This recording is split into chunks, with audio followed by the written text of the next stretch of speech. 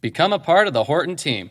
We're looking for welders, painters, assemblers, machine operators, cabinet makers, and other positions to build emergency vehicles that help save lives. Join us at our hiring event on Wednesday, January 18th from 2 to 5 p.m. at 3800 McDowell Road in Grove City. We offer a huge $1,500 sign-on bonus and great benefits such as 401k match, medical coverage starting day one, and much more. For more information on what Horton can do for you, visit careers.revgroup.com and search Grove City. Look, they worked this thing to the story, okay? They were vicious with each other, and they were doing their shit, but in a vicious way. They were laying in with the chops. It was nasty. It was violent. And the story was Kenny Omega got to Ospreay's back early. He did that spot where he knocked him off the apron and into the guardrail, which was a nasty looking bump that Ospreay took. These guys really took a bunch of big bumps for each other. And from there, he hit him with the backbreaker a few minutes later. So Ospreay was immediately working from underneath, positioned as the babyface. And then from there, Omega was just straight up nasty with this guy. And the story was he was getting the better of Omega through really the entirety of this match. And they pulled the table out, and Kevin Kelly was so good here because I've never heard an announcer do this. Okay.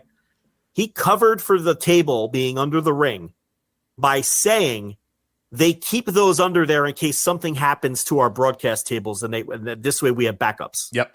And Charlton backed him up and said, well, we've had that happen at times. They've broken tables. These men have broken tables officially, in past matches. Yes, I love that. That's perfect. What a great cover, because it doesn't make sense that these weapons are just under the ring, but Kevin Kelly goes out of his way to cover for that.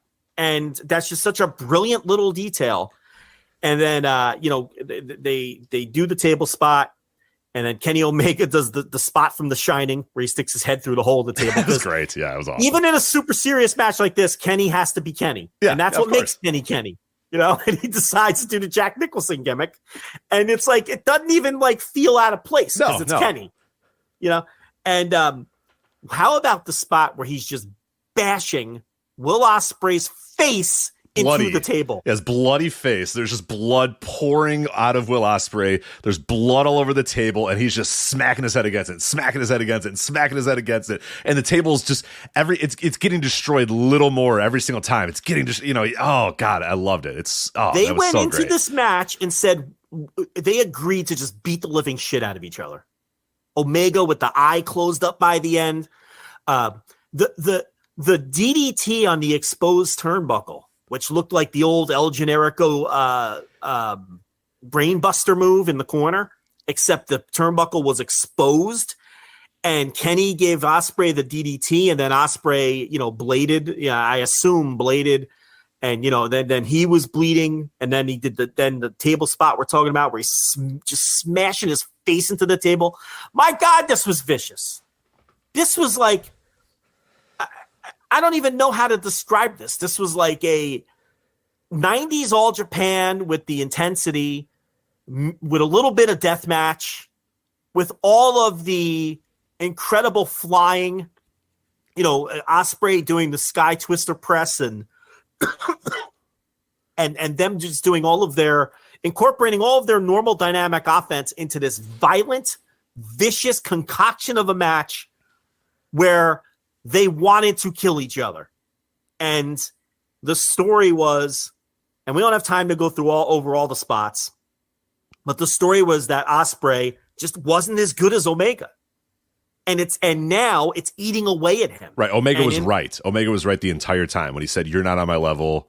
You've had this nice little run while I've been gone, while there hasn't been fans cheering or whatever. But when I come back, I'm going to prove to you that I'm the best, that you're not on my level. You're not like I was. And there was this great moment where Ospreay's tied up in the ropes and Omega wants to give him the V-trigger, the Allen Angels V-trigger in the ropes, the controversial one where Ryan Satin made a fool of himself. That ended Kenny Omega's career, yes. Yeah. And Omega and Ospreay just grabs his leg and is holding on for dear life because he knows if he gets hit with this V-trigger, it's going to be the beginning of the end. And it's just this great camera shot of Ospreay with the blood coming down his eye and holding on to that leg. And he's got nothing left because Omega's been just beating the living shit out of him. And it was just such a great moment. And then Ospreay, of course, he tries to make this valiant comeback in the end, and he hits that incredible. First, he hits the hidden blade to the back of the head, and then that nasty one to the front. And I think that's the one that busted up Omega's eye.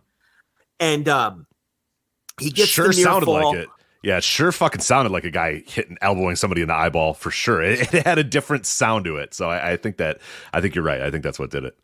Yeah, but the whole match was incredible. But once he hit that DDT on the exposed turnbuckle and then smashed his face into the table, and then that long Omega beatdown, and then Will just holding on for dear life, and then the spot where Omega goes for the one-winged angel from the top rope, and Will punches his way out of it, and then in midair on the way down, they turned it into like a captured German suplex.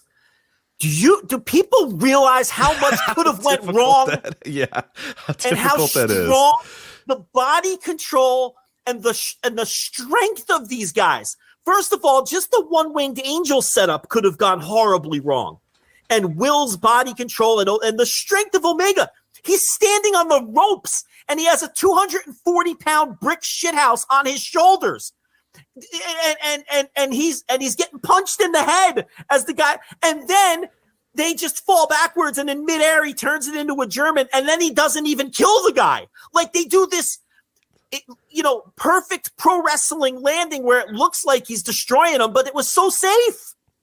That was one of the most incredible pro wrestling spots I've ever seen, because 19 different things could have gone wrong, and it ended up being as safe as fuck and still looking dangerous. That's pro wrestling at its best. I mean, I thought that these two guys could never meet the impossible expectations of what people thought we would get out of this, one of the last few dream matches left. Somehow they've surpassed it. Yeah, they blew the doors off. They blew the doors off my expectations, and I did not think that was even humanly possible. Yeah, it's like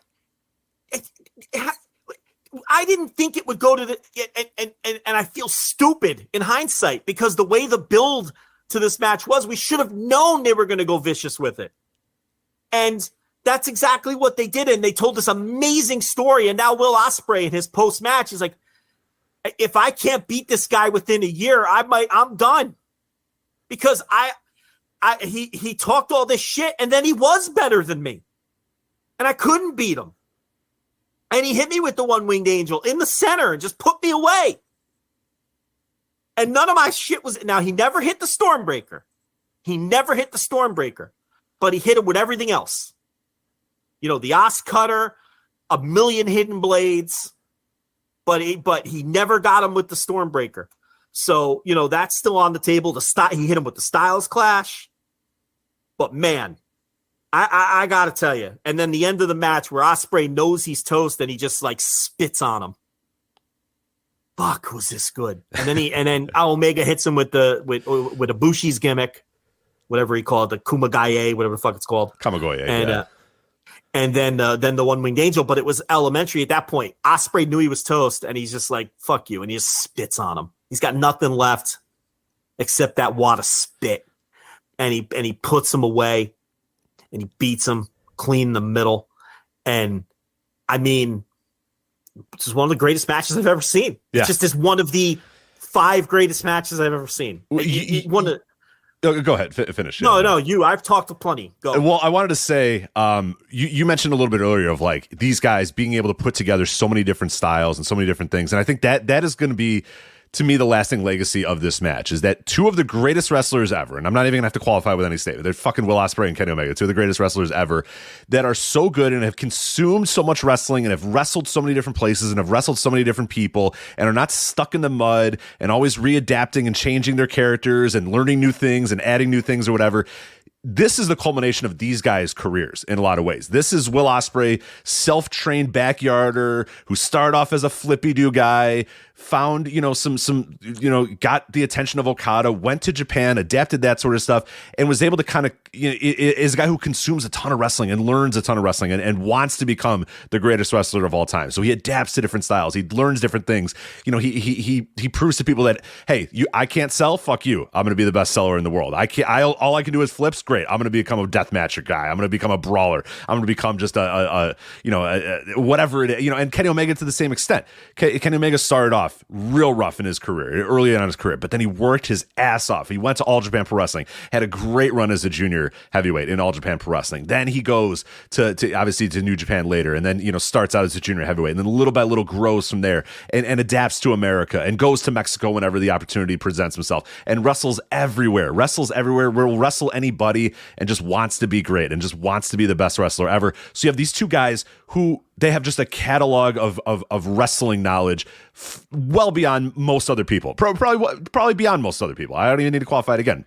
They have more wrestling knowledge than most people. So they go out here and they have a match like this that, like you said, takes a little bit from every fucking style of wrestling and puts it into one and puts it into this thing. This had flips, this had brawls, this had stiff shots. I mean, this was All Japan, this was Lucha, this was New Japan, this was whatever. You know what I mean? This was everything all lumped into one, all kind of packed together and done with perfect precision, because these guys are just the greatest wrestlers of all time. These are just a different level of pro wrestlers here. And just, yeah, I can't say enough about this match. I went in with super high expectations. When it was done, I was just like, these motherfuckers, they did it. How did they do this? How can they possibly do this? And I'm never one, and I'm one, and I've said this time and time again. I don't believe in breaking the 5-star scale. I think when Dave gives a match 9 stars or whatever the hell, I just go, that's 5. You know what I mean? Okay. That at that point, it's just different levels of 5. When this one was done, I wrote 5, but I put a plus sign next to it, because it's like 5 stars, but this is better than other 5-star matches. You know what I mean? Like, somehow, I don't know how to qualify it, but it's just fucking better. It's just one of the greatest matches I've ever seen. It might be the greatest match I've ever seen, just because it took it so much of everything about pro wrestling and everything that pro wrestling can be, and put it into a 30-minute match and put it into a thing. And it's a love letter to pro wrestling.